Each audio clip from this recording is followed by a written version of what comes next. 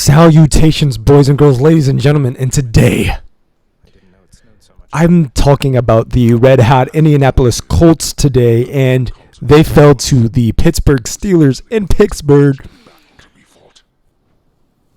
in a 20-27 loss.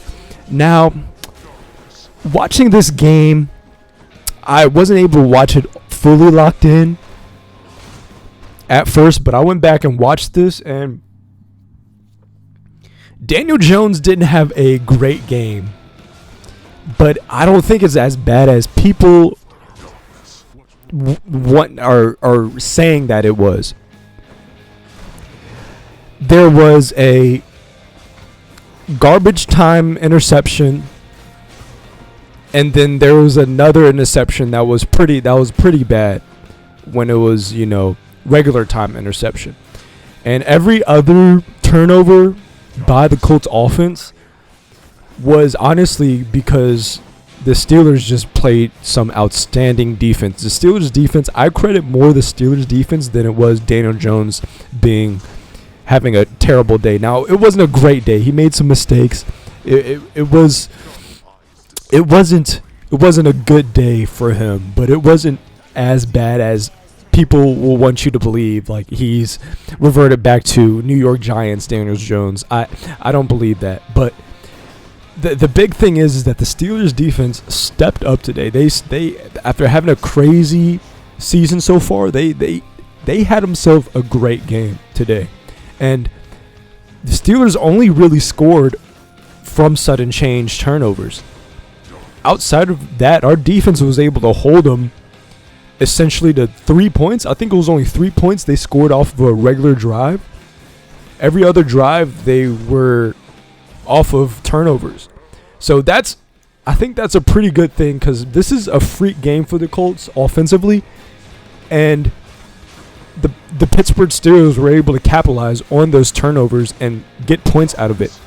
And that was the most of their points were off of turnovers. 2 pretty bad interceptions from Daniel Jones, 1 regular time, 1 sort of garbage time, and then he got strip sacks twice, a tip ball interception on the line that, you make those reads every time you throw against the pressure, and then the edge rusher made a great play, and then Wilson picked it off for it was a great, watching that, it was just like, man, like this was just a bad day for the offense overall. Our O-line really got beat down today, and Daniel Jones, he has been very consistent under pressure, but the pressure just got to him too quick in this game, and we weren't able to run the offense like how we want to. And another thing from this game is that people are going to look at this game and look at the stats and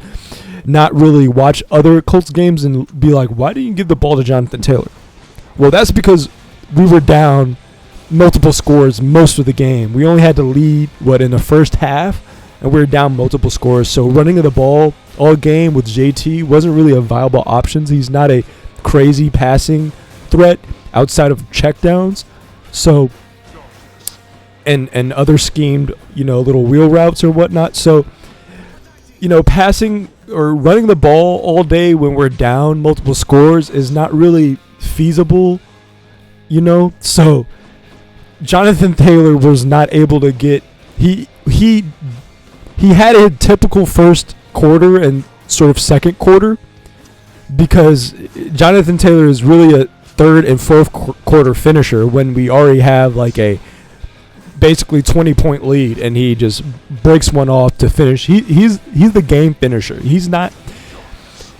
Other Colts seasons, we've really relied on him heavy, but this season we have a competent, consistent quarterback with Daniel Jones outside of really this game and maybe the Rams game, and it just didn't go our way. Defensively, we look solid outside of sudden change. Latu had a big day. We essentially stopped the run most of the day, and they weren't able to do much passing the ball. They just had very short field advantage and was able to sort of kind of mosey their way into the end zone after these, turnovers and whatnot. So I really give it to the Steelers. They really stepped up and really showed us that they're still a team to be. They're still a force to be reckoned with. Maybe offense has a bit more to be desired, but they're a decent, solid team. I would say they're the 500 above 500 team. And they played a really good game today, or not today, or it's Sunday.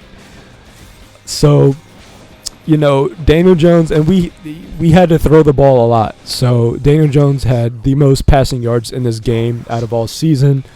He had 3 INTs. 1 was a tip ball, freak, good play, and 2 was sort of on him. 1 garbage time, 1 real time.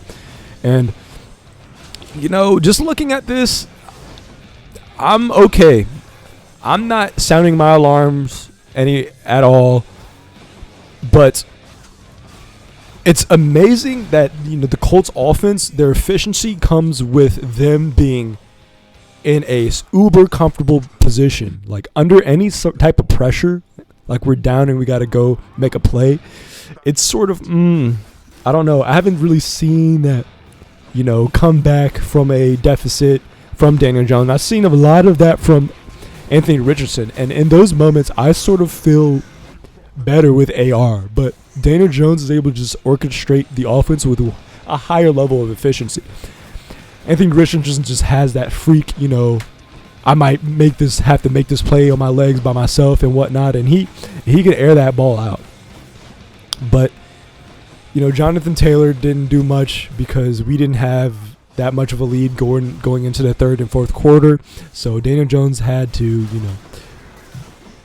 put the game sort of on his back, and the O-line just kind of crumbled. And these 2 picks was, Josh Downs got himself another tutty. Alec Pierce, Pittman got 100 yards. Offensively, it was not a great game. Defensively, we did what we could outside of the turnovers, and I think that's the big thing to look at. The turnover differential.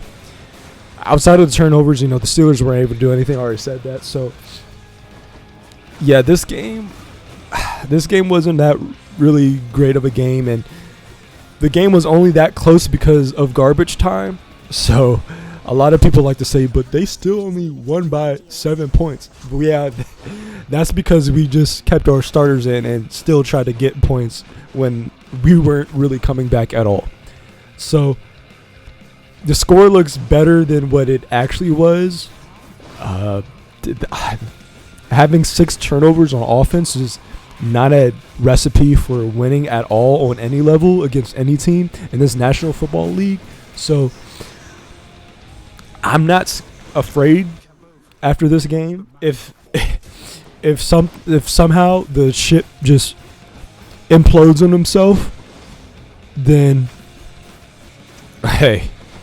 But I'm not sounding my alarm horns at all.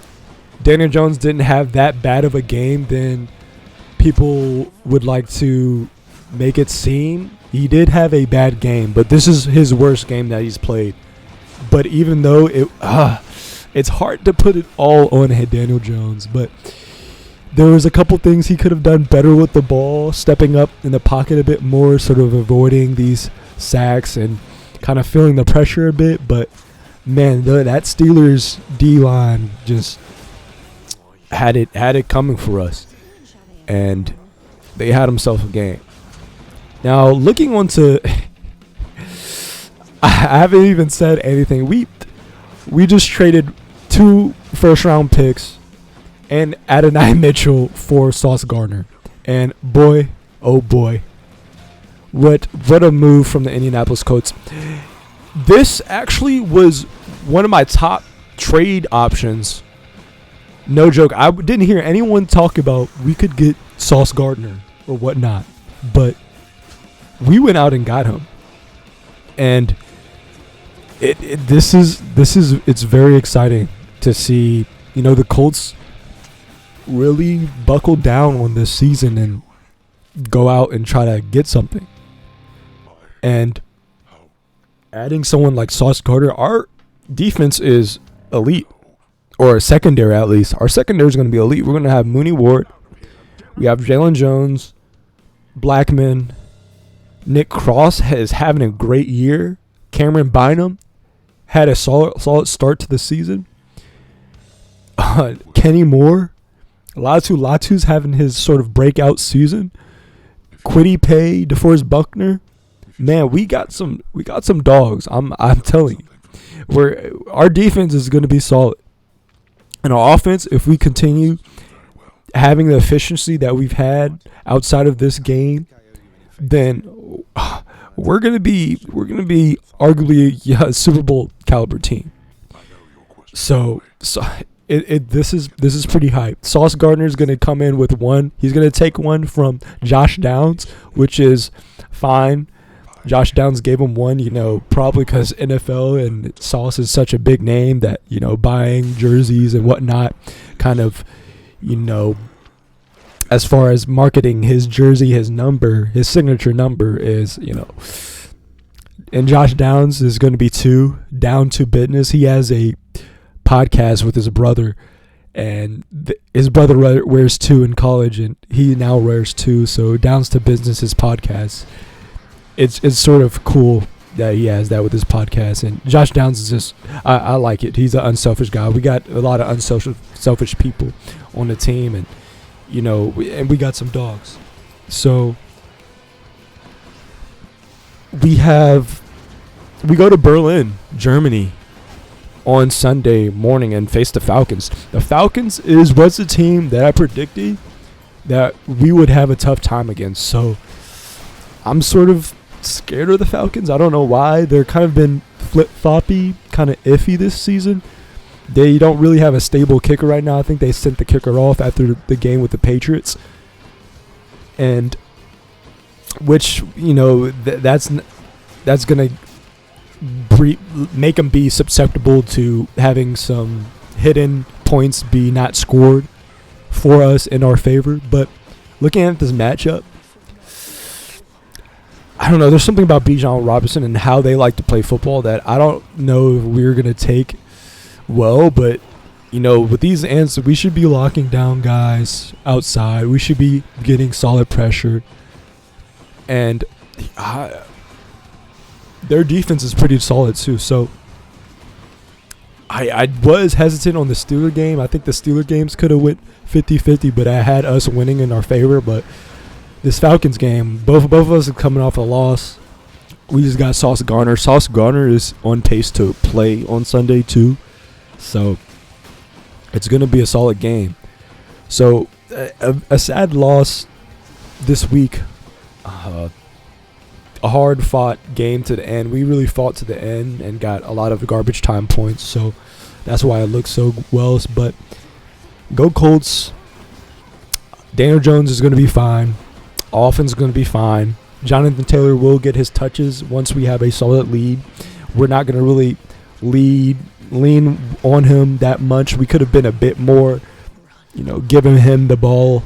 But we have guys all over. So it's not that, crazy to see that after that type of game. If you watch the Colts football, you'll know why he didn't get those touches. But I think I've said everything I needed to say and over again and plus some. So Sauce Gardner, that's all I got. The Colts went and got some sauce.